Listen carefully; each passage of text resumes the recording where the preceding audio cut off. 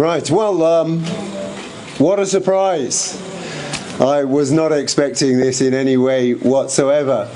And I really do have to thank you most profusely for the effort you've put in to organising this session. And it's obvious that you've been organising it for some time because, I know things like this fantastic sculpture can't suddenly materialise. This is months and months and months of work. And as I just said, I have to say, of most of the busts I've seen, I've wondered, does this really look like His Majesty? This one most definitely does, and you have the nose almost to a T.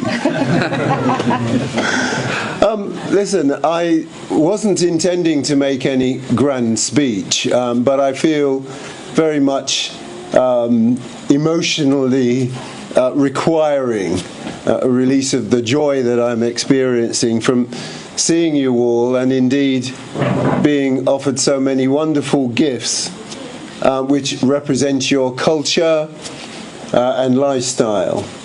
And to share those, which I'll take away much of the notes that are attached to the gifts to study and to understand.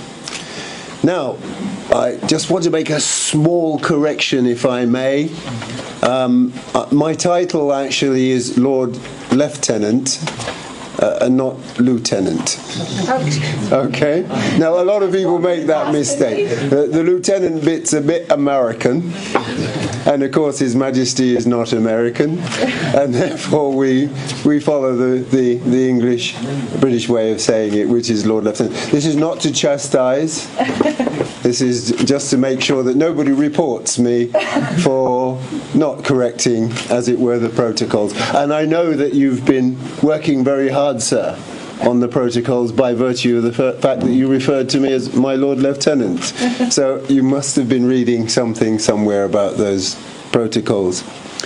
I've been fascinated, as I say, in terms of the mogging up I've done for joining you today. I was expecting to meet the trustees of the organisation and just to share some of the challenges which you're facing in life today and perhaps in the community centre, so that I can add those to the list of other things which I'm looking at across the region.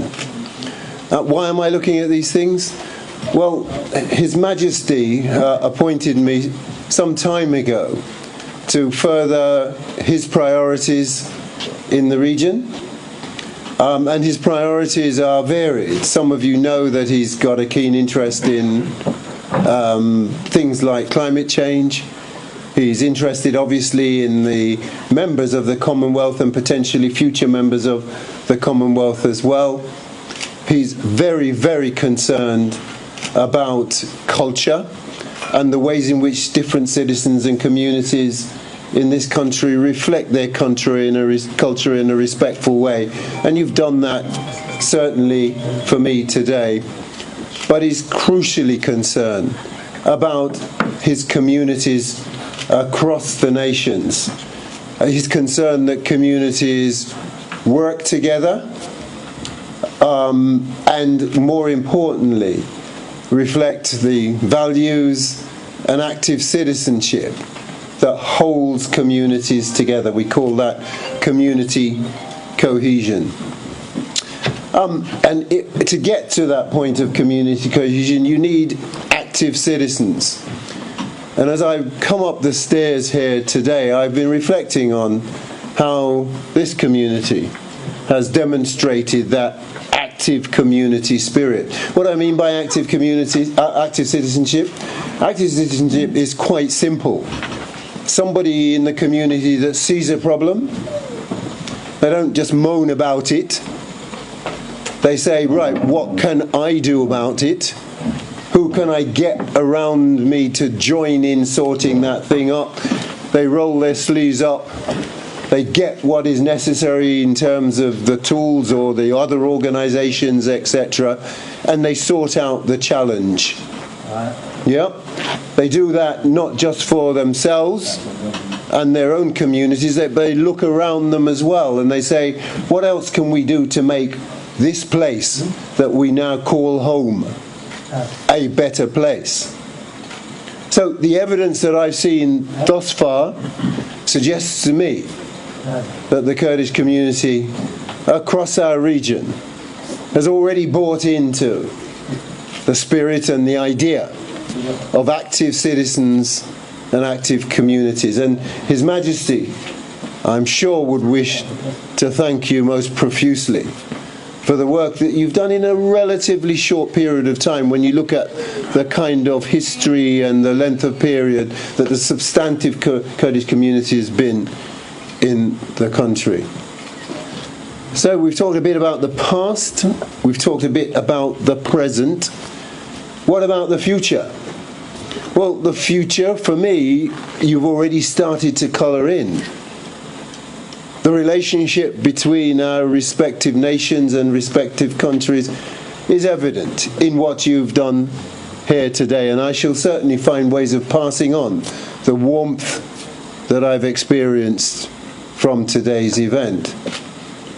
But for the future, as you know, the West Midlands in itself has many challenges, and I am here for the West Midlands as well as being here, obviously representing His Majesty. And I know you have many challenges as well. For the future, my hope is that I and my colleagues, like John here as Deputy Lieutenant, can be available to listen, perhaps from time to time to advise, or even correct, but mostly to be supportive of the things you want to do and feel that you need to do to make your continued contribution to British society. So let's hail that future going forward. And once again, may I thank you from the bottom of my heart for the reception, the warm reception I've received thus far.